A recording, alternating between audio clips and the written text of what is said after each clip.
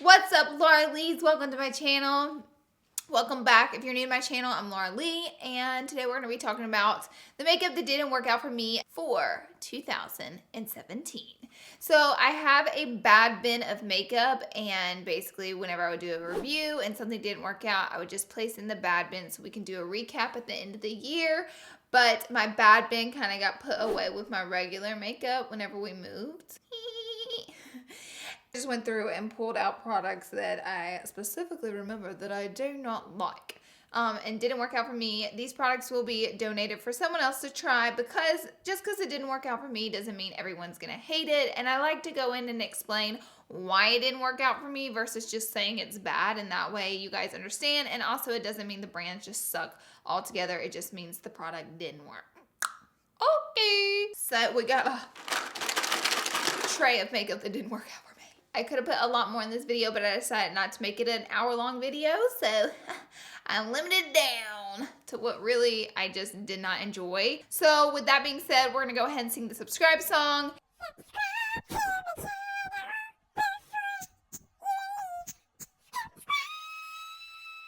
And now we're gonna go ahead and jump right into the video.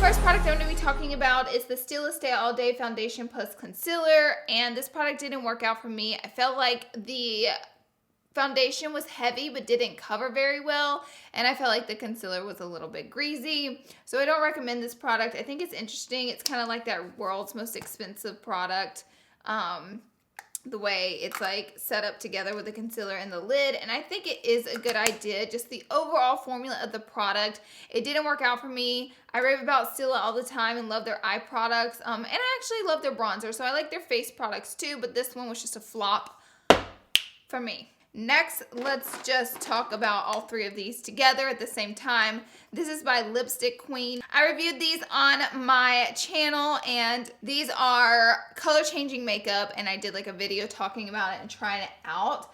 Honestly, this was really fun for a video idea, but like just spending your hard-earned money on it and using it on the regular, this is not that product, honey baby doll, because it's a gimmick. These just made my lips look dirty. They put a pink hue on your lips, but you can kind of see like the blue and green sparkles in it, and it just makes it like there's some dirt on your mouth. And then the lipstick did change colors, but again, it just has like this, still has a little bit of the green hue to it, so it just looks kind of gross once you got it on your lips. This isn't cheap makeup either. It's a little bit more of a high-end realm, so I just don't think it's worth the money. Like I said, it was fun to play with for the video, but in reality and in the real world, girl, no. Oh no, baby, what you doing? Next, from Too Faced, the Better Than Sex Waterproof Mascara. So my bone to pick with this, I do like the original one, but this one I really didn't care for because I found that it ran, so you still get black residue on the lower eye area from it, like if you were to get it wet, but at the same time it's impossible to get off. Even with a greasy makeup remover, I had it on for 2 or 3 days just scrubbing my eyes trying to get it off. So it's like it bleeds, but then it stays on. It needs a little, I don't know. If I want a waterproof mascara, this just ain't the one. It just ain't the one. Next up, from Almay, I tried this out. This is a highlighter duo. Now, if you like a super soft, subtle highlight, you actually might like this product, but I personally like a little bit more of a pretty glow. See, I'm wearing a soft and subtle one today, but this didn't give me enough of a pretty glow. And this is just the duo highlighter. The liquidy side was way too liquidy. The stick side was the side that had a little bit more of a pow to it. So overall, it's just not a good product for me. It just doesn't have that bling bling, Glazed donut kind of moment. Next up, this powder from Sephora. I bought this at Sephora, and I'm always liking to try new powders because that's one of my most asked questions. What's a good setting powder all the time? So I know a lot of good ones, but I like to try out different ones. That way I can give you guys options. So I bought this one. The Sephora brand's always a little bit less in cost in the store versus the other high-end brands in Sephora. So I enjoy testing out Sephora products because a lot of them are really good. But this one, girl, we were flashing back for days. This is just one of those super white translucent powders. I would say this is almost a dupe though for the Makeup Forever one that's really popular. They both flash back. And I take a lot of pictures with the flash. Now, if you're not taking pictures with a flash and you're just living your own damn life, you ain't worried about the flash, then you might actually like this powder because it does set the makeup well. I just find that it flashes back. It's super flashy, and on Snapchat, when they hit you with the flash and you flash them right back with your eyes, it ain't good. Another powder that I tried out and it just flopped for me was the Essence All About Matte. This is the compact little pressed powder, and basically you're supposed to put this on your shiny areas and it helps to mattify them as most facial powders do. The problem is this product is way too white and it leaves like a pure white residue on your face. It's not like a translucent invisible powder. Like, you get the whiteness on your face if you try to pack this on or try to dab. So I really didn't like this product. It does work to keep you more matte. It's just not translucent enough, girl. Next product that didn't work out for me was this Sweet Peach Glow, which I think this is like one of the visually prettiest palettes Too Faced has come out with.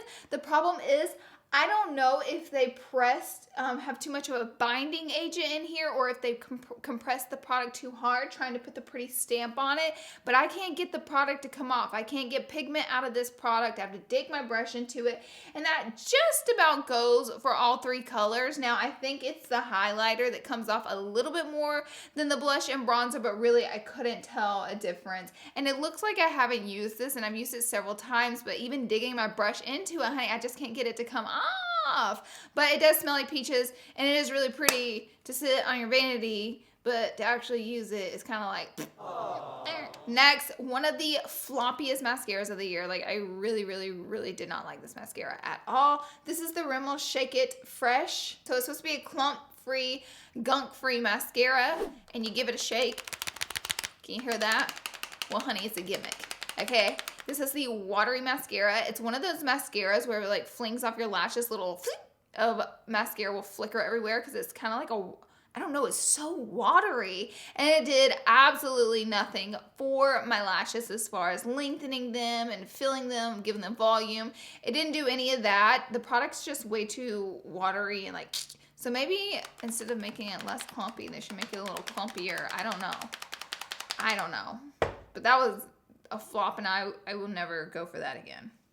An eyeshadow that didn't work out for me that I really wanted to work out for me was the Milk Makeup. This is their eye pigment, so it's like a cream eyeshadow, but the problem is whenever I put a nice amount on my eye to get that pigment to really come through, I find that it cracked and crusted all over the place, and it wasn't like a really pretty, gorgeous green or purple blue pigment. It was just like crusty, cracky whenever it dried. And if you put such a tiny amount so it won't do that, you don't get enough pigment, and it's like this faint green going across your eye or faint color of what the color is that you pick. So I just wish that the more that you put on, it wouldn't crack away, or the less that you put on had more pigment, if that makes sense. I don't know if I'm confusing everybody, but I hope that makes sense and why this product just flippity flopped for me. An eyeshadow palette that just didn't work for me was the Sonia Rykiel. I'll probably saying that name wrong, so touche. Lancome, touche. I don't even know how to read the name. But it's by Lancome, and honestly, I didn't even understand the feng shui of the palette because it was like these shades that didn't have a lot of pigment. They're super sparkly, but not a lot of pigment. And then under this metal part here was like more shades. I think I missed something on this, but I don't know, I didn't get what they were going at. I do love the packaging, though, of the outside of the palette. I think that's so pretty, and I like how small and nice and compact it was, but just the actual quality of this eyeshadow in this palette, just, it didn't work for me. And I do like the colors. I think the colors are really pretty. I just wish the quality was a little less dusty, a little less powdery, and a little more creamy. And I also don't understand the little metal lift up thing, but that might just be me. Two highlighters that did not work for your girl, Larlees, is the CoverFX highlighters. This is Sunlight and Moonlight. I thought these were gonna be really pretty, but honestly, these are just super powdery highlighters versus really glowy. They kind of remind me more of a facial powder instead of an actual highlight. Like, I don't know, it's almost chalky, I wanna say. Highlighters are supposed to just have that wham bam glow, and these I just felt kind of like were more of a white powdery situation. So I didn't like them on me, and I felt like whenever you looked at me dead on, it just looked like I had too much powder on my upper cheekbone versus an actual highlight. So those were flippity floppy for me. However, Cover FX makes cream highlights, and I think their cream ones are really nice. But the standalone powder highlights were... Two eyeliners that didn't work out for me was first the NARS Black Valley eyeliner. I bought this and I opened it up and it was a little dried up dot of eyeliner and it was just hard as a brick. I don't know if Sephora sold me a bad one or if this is just how their eyeliner is. However, I've been reluctant to purchase another because it was just such a bad experience, and even trying to use the little tiny dot that you got of eyeliner in that big jar. It's not a big jar, but it's a normal eyeliner jar. It was dried, so I was like, not doing that again. And next, the Ink Caviar from Bobbi Brown. This just didn't work for me. The eyeliner, again, is the same problem. It was just way too dry and crusty. Like, I would never be able to create a sleek wing liner with it. So I just expect gel liners to be enough where you can dip your brush into it and kind of flick and create a nice wing with it. And that's what I hope for out of eyeliners. And whenever I can't even come close to doing that, Houston, we have a problem. Another product that didn't work out for me was the Maybelline Brow Precise Brow Pencil. I remember this pencil having way too much wax in it and not enough pigment. I mean, it was pigmented, but just it was way too waxy. You're getting more wax than pigment, and I couldn't get even pigment going across my brow because I have a lot to fill in. Like, all of this is filled in, so I have to have like a lot of brow pigment when it comes to a product. I'm not just, emphasizing all the hairs that I already have. I don't got a lot of hairs, so we have to build a brow up, and this just isn't a good product to do that with because, honey baby, there's too much wax in the brow pencil. A concealer that didn't work out for me is by Morphe. This is their concealer sticks. Unfortunately, this is a newer product for them, and just applying it to the under eye area, it's a little too greasy and a little too heavy, so I did not care for this. I do like their cream concealers better than their stick concealers, and I did use this to carve out my brows in the past and use as an eye primer, and honestly, it was okay for that. It wasn't my favorite, but it was okay for that. But as far as like the under eye and like concealing and getting all that coverage, this absolutely did not work out for me, so I'm not going to recommend it to you. Next up, this is the gimmick of the year, I believe. Hello, the MAC Roller Wheel Liner. Girl, what on God's green earth were we all thinking, even trying this? This is literally why we created the t-shirt, The Gimmick, because of things like this. It's a liner with a wheel on it. And I get the invention of it, and I get trying to be innovative, but it's only innovative if it like works. And it like even tries to work, even remotely works. This was just silly to me. Like, I can't even take this serious. Okay? That's what I'm going to say about this. This is the only product I'm not going to be like, well, it might work for you. No, don't waste your money. It's a gimmick. And last but not least is the Bobbi Brown Nude Drama Palette. Very pretty eyeshadow palette. Really pretty color. So you're like, Laura, what's wrong with it? Well, I know I've talked about this before in my worst eyeshadow palette video, but the colors are so chalky, especially the glittery shimmers. They're like powder everywhere. So I don't recommend this to you. Bobbi Brown makeup isn't cheap, and so save your money. There's a lot of nude palettes out, and I feel like you would like another one other than this, especially with the amount of glitter that comes off of Nude Drama. Love the packaging, love the shade combinations in this, but the quality of the shades were just not there for me.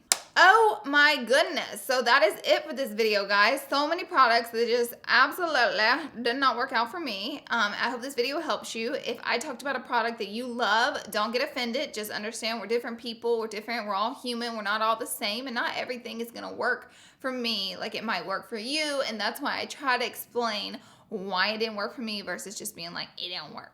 I love you guys. Thank you so much for being here and watching. Subscribe to my channel today. Become a Larlees.